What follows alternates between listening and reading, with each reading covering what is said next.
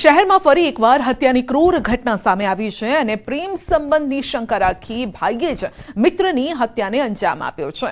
મિત્રનું અપહરણ કરીને આરોપીએ લાકડીઓથી માર મારી મિત્રને જીવતો કેનાલમાં ફેંકી હત્યા નિપજાવી, જેને લઈ મૃતકના પરિવારજનોએ સમગ્ર મામલે પોલીસ ફરિયાદ નોંધાવી કડક કાર્યવાહીની માંગ કરી છે અને હાલ પોલીસે તપાસ કરતા આરોપી મિત્રની ધરપકડ કરી સમગ્ર મામલે કાયદેસરની કાર્યવાહી હાથ ધરી છે।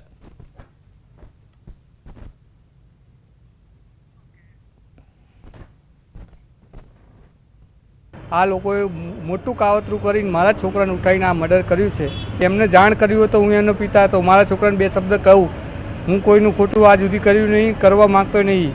અમને કીધું કે એક લાશ મળી છે 11 વાગે કેનલમાં, કરણનગર કેનલમાં, એટલે તમારે ઓળખવા માટે એના પપ્પાને અને એના ભાઈને અમે લઈ અને કે જઈએ, એટલે અમે ત્યાં જઈને લોકોએ જોઈ તો લાશ ભાઈ મિલનની જ હતી।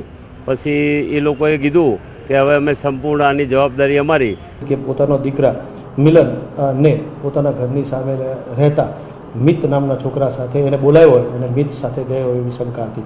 ત્યારબાદ તારીખ 2/3/2024ના રોજ પોલીસને પૂરતી તપાસ દરમિયાન તેમજ ફરિયાદી દ્વારા મિત અને એના પરિવારજનની સંપર્ક થતો ન હોય અને તેઓ મકાન બંધ કરીને જતા રહ્યા હોય એટલે પાકી શક્યતા થયેલી કે મિત તે જ આ કામના મરણ જનાર મિલનને બરાબર છે કોઈ કારણોસર બોલાવેલો હોય અને ત્યારબાદ જ મિલન ઘરે પરત નહીં આવેલો, જેથી તાત્કાલિક મિત વિરુદ્ધ ચાંદખેડા પોલીસ સ્ટેશન ખાતે અપહરણનો ગુનો દાખલ કરવામાં આવેલ, પણ આ બાબતે સંપૂર્ણ તપાસ થવાની બાકી છે। આજે જ આરોપીને અરેસ્ટ કર્યા હોય, વધુ તપાસ ચાલી છે।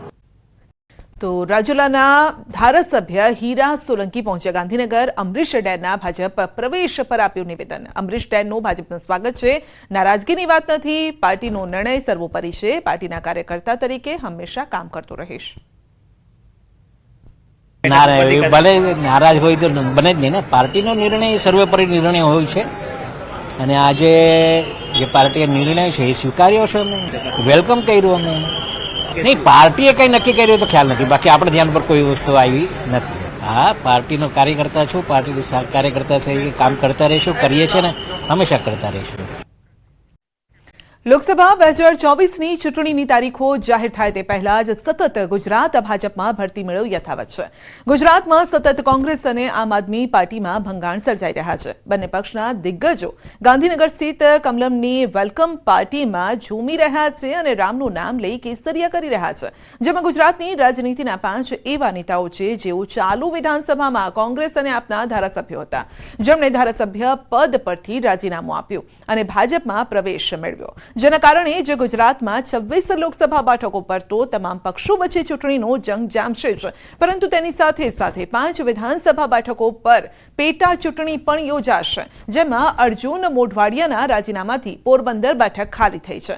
વિસાવદર બેઠકથી ધારાસભ્ય રહી ચૂકેલ ભૂપત ભાયાણીએ પક્ષ પલટો કરી કેસરીઓ ખેસ ધારણ કરતા વિસાવદર બેઠક પર વિધાનસભાની પેટા ચૂંટણી યોજાશે।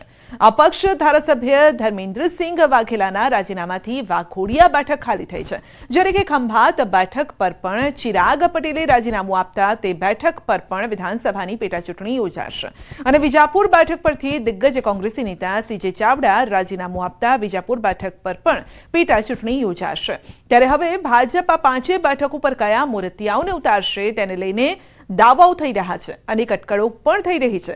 જો કે રાજકીય પંડિતો કહી રહ્યા છે કે મોટાભાગે પક્ષ પલટુઓને જ ભાજપ પેટા ચૂંટણીમાં મેદાને ઉતારી શકે છે।